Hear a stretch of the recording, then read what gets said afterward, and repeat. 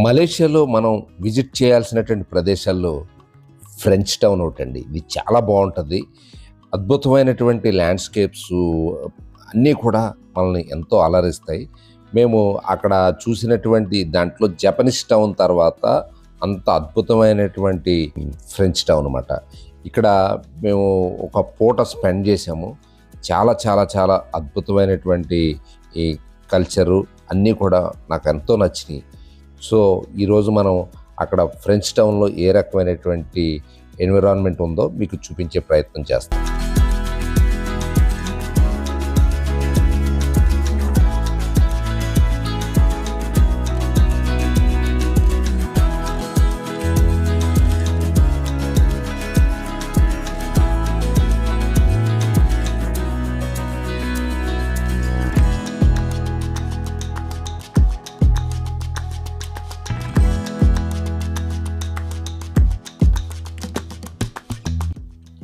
ప్రపంచ దేశాల్లో Britishers, Dutch, French వీళ్ళంతా కూడా చాలా దేశాల్లో పాలించారండి.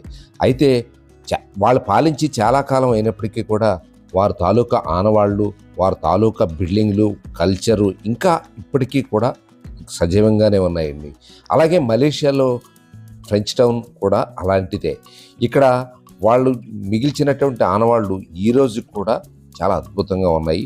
అవి టూరిజం స్పాట్స్గా ఈరోజు కూడా అలరారుతున్నాయి. చూడండి, ఇక్కడ పిల్లలకు సంబంధించినటువంటి అమ్యూజ్మెంటు, టాయ్ ట్రైన్స్, చిన్న చిన్న ల్యాండ్స్కేప్స్, అలాగే చాలామంది విజిటర్సు ప్రతినిత్యం కూడా ఈ ఫ్రెంచ్ టౌన్లో విజిట్ చేస్తూ ఉంటారనమాట. ఎందుకంటే టూరిస్ట్ దేశం అనేటువంటి మలేషియాలో ప్రతి స్పాట్ కూడా టూరిజమే. చిన్న పార్క్ ఉన్నా కూడా దాన్ని టూరిజం స్పాట్గా డెవలప్ చేసి వాళ్ళు ఇన్కమ్ జనరేట్ చేస్తున్నారు మలేషియన్స్. సో చూడండి, ఇక్కడికి ఎన్ని క్యాబ్స్ వస్తున్నాయో, ఎన్ని కోచెస్ వస్తున్నాయి, రకరకాల ఓపెన్ టాప్ బస్సెస్, కోచెస్, చాలా రకాలైనటువంటి కోచెస్ నిత్యం ఇక్కడ ఫ్రెంచ్ టౌన్కి వస్తూ ఉంటాయి. చిత్రం ఏంటంటే మలేషియాలో ఎక్కడికి వెళ్ళాలన్నా కూడా ప్రతిదీ కూడా ఎంట్రన్స్ టికెట్ ఉంటుందండి. టికెట్తో పాటు వెహికల్ ఎంట్రన్స్ కూడా మస్ట్గా కార్డు స్వైప్ చేస్తేనే కానీ మనకి గేట్ ఓపెన్ కాదు. ఇప్పుడు మనకి ఫాస్ట్ ట్యాగ్స్ ఉంటాయి కదండి, ఆ మాదిరిగానే ప్రతి చోటని గేట్స్ ఉంటాయి. మనుషులైతే ఎక్కడా ఉండరండి. మనం స్వైప్ చేస్తేనే కానీ 5 రింగెట్స్ నుంచి 20 రింగెట్స్ ఉంటేనే కానీ మనకి గేట్ ఓపెన్ కాదన్నమాట. అందుకని మెయింటెనెన్స్ కూడా అంతే అద్భుతంగా ఉంటుంది, చాలా నీట్గా ఉంటుంది. ఎక్కడ చెత్త చెదారం కానీ అపరిశుభ్రత కానీ ఎక్కడ కూడా మనకి కనిపించదు అనమాట. పిల్లలైతే మాత్రం ఇక్కడ ఫ్రెంచ్ టౌన్లో అయితే మాత్రం చాలా బాగా ఎంజాయ్ చేస్తారండి. వాళ్ళకి కావాల్సినటువంటి అన్ని రకాల అమ్యూజ్మెంటు కూడా ఈ ఫ్రెంచ్ టౌన్లో మనకి ఉంటాయి. అలాగే పార్కులు, ల్యాండ్స్కేప్స్ కూడా చాలా చాలా ఉంటాయండి. మేము మామూలుగా అక్కడ మనకి మీ టూరిజం స్పాట్ అనగానే మీకు ఫుడ్ అనేది చాలా ఎక్స్పెన్సివ్గా ఉంటుంది కాబట్టి మేము ఎక్కడికి వెళ్ళినా కూడా ఫుడ్ క్యారీ చేసేవాళ్ళం. చూడండి, మేము ఇక్కడ లంచ్ చేయడం కోసం మేము ఇక్కడ ఎవరు ఇండియన్స్, మన పంజాబీ వాళ్ళే ఉన్నారు. వాళ్ళు లంచ్ కంప్లీట్ చేసి వెళ్ళిపోతున్నారు. సో మేము అక్కడ స్పాట్ను ఆక్యుపై చేసి మేము అక్కడ కూర్చున్నామట. చాలా చాలా బాగా ఎంజాయ్ చేసాం. మేము ఇంటికాడ ప్రిపేర్ చేసుకునేటువంటి ఫుడ్నే అక్కడ తీసుకెళ్ళి మేము అక్కడ లంచ్ చేసి తర్వాత మేము విజిట్ చేయడానికి ఆ ఫ్రెంచ్ టౌన్ లోపలికి వెళ్ళామన్నమాట.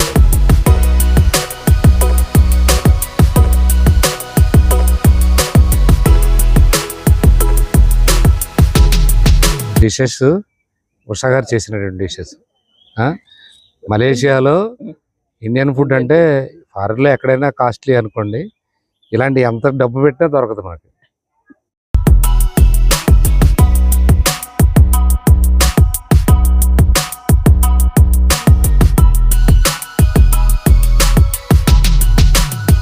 మలేషియాలో one of the tourist place అనమాట అండి ఇది. చాలా బాగుంది. ఇది కూడా బర్డ్స్ ఉండే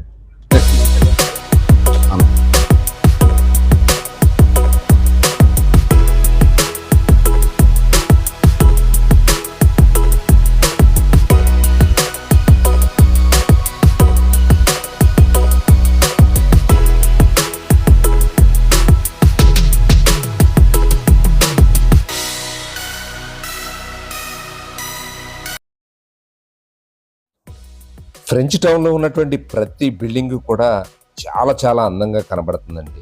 ఎందుకంటే వాళ్ళ కల్చర్‌ని ప్రతిబింబించే విధంగా ఉండేటువంటి ఈ బిల్డింగ్స్ మనల్ని ఎంతగానో అలరిస్తా ఉంటాయి. అలాగే ఇక్కడ రెస్టారెంట్లు, ప్యారడైజ్‌లు, రకరకాల గేమ్సు, ఫోటోషూట్‌కి అనుకూలమైనటువంటి ప్రదేశాలు ఉంటాయన్నమాట. నిత్యం విజిటర్స్‌తో కళకళలాడుతూ ఉంటదన్నమాట. ప్రతి కార్నరు కూడా చాలా అద్భుతంగా ఉంటది. ఈ ఎత్తైనటువంటి బిల్డింగ్సు చాలా కాలం క్రితం నిర్మించినటువంటి బిల్డింగ్స్. ఒక కొండ ప్రాంతానికి దిగువన ఏర్పాటు చేసినటువంటి ఈ బిల్డింగ్స్ మనల్ని ఎంతనో మనసుల్ని కట్టిపారేస్తాయన్నమాట.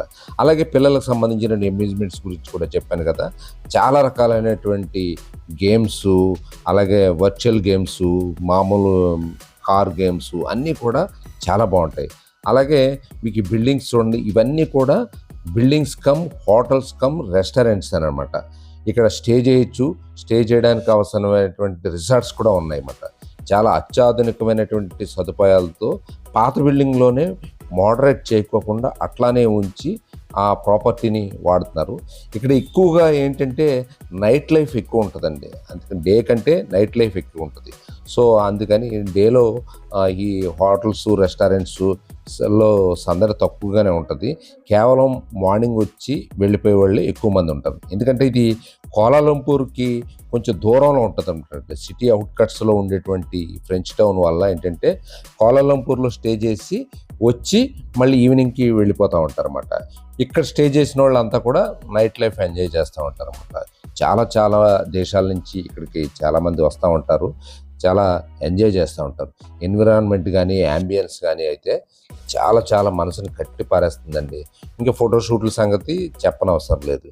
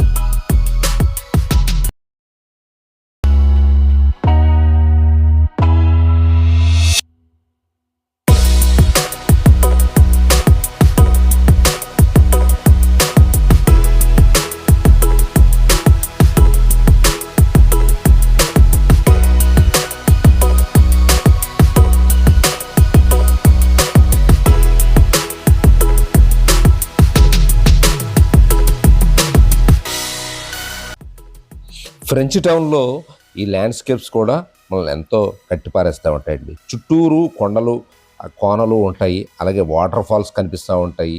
ఈ ఎత్తైనటువంటి బిల్డింగ్స్ నుంచి గనక మనం వీక్షింతే గనక మనకి ఒక రకమైనటువంటి ఎన్విరాన్మెంట్ కనిపిస్తుందన్నమాట.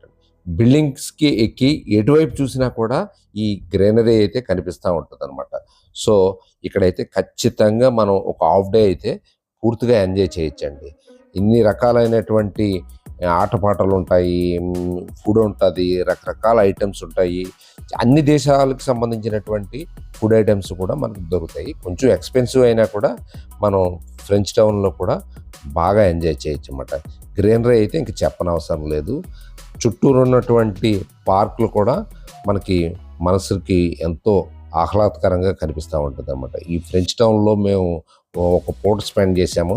ప్రతి స్పాట్‌ని కూడా మేము ఎక్స్‌ప్లోర్ చేశాము. చాలా చాలా ఎంజాయ్ చేసాం.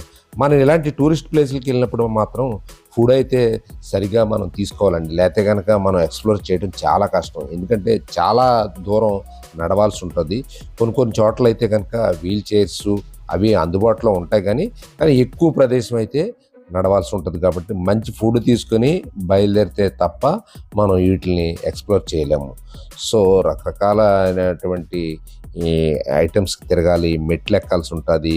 కొన్ని కొన్ని చోట్ల కొండ ప్రాంతాల్లో నడవాల్సి ఉంటది కాబట్టి మేము ఫుడ్ అయితే మార్నింగే ఎక్కువ తీసుకొని బయలుదేరేవాళ్ళం. అలాగే మేము కొంత క్యారీ చేసేవాళ్ళం అన్నమాట. చూడండి ఫ్రెంచ్ టౌన్‌లో బిల్డింగ్స్ పైనుంచి ఎక్కి చూస్తే వ్యూ ఈ రకంగా కనబడతా ఉంటదన్నమాట. మీకు చెప్పాను కదండీ! మలేషియా అంతా కూడా లైట్స్ ఆఫ్ సిటీ అంటారన్నమాట. డేలో ఒకలాగా ఉంటది, నైట్‌లో ఒకలా ఉంటది. మేము విజిట్ చేసినటువంటి ఒక 7 స్టార్ హోటల్ ఉంది. దాన్ని కూడా ఒక వీడియో చేయడానికి ప్రయత్నం చేస్తాను. అది కూడా చాలా చాలా బ్యూటిఫుల్‌గా ఉంటదండి. అద్భుతమైనటువంటి ఆ హోటల్ లైటింగ్ అయితే మాత్రం మనల్ని కట్టి పారేస్తుందన్నమాట. అంత అద్భుతంగా ఉంటుంది. ఆ త్వరలోనే వీడియో చేసే ప్రయత్నం చేస్తాను. చాలా చాలా సూపర్గా ఉంటుంది. ఈ వీడియోని మీరు కనుక ఎంజాయ్ చేశారనుకుంటున్నాను. మరో వీడియోతో మళ్ళీ కలుద్దాం. అంటిల్ దెన్ బాయ్ అండి, ఉంటానండి.